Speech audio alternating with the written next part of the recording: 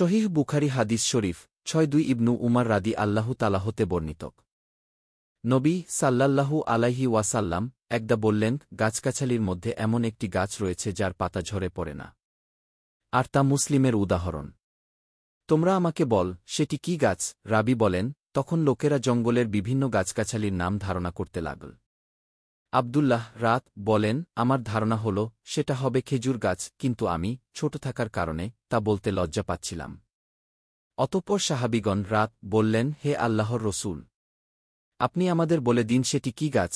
তিনি বললেন, তা হচ্ছে খেজুর গাছ। আধুনিক প্রকাশনিক ৬০ ইসলামী ফাউন্ডেশন ৬০। আল কোরআনের সাথে সাথে আমরা সহিহ বুখারী শরীফ এর হাদিস পোস্ট করতে থাকব, যতদিন না পুরো আল কোরআন ও সহিহ বুখারী শরীফ এর হাদিস শেষ না হয়। বাংলা আল কোরআন শরীফ ও বাংলা সহিহ বুখারী শরীফ এর হাদিস জানতে আমাদের সাথে থাকুন। কোরআন ও হাদিসের সাথে থাকুন।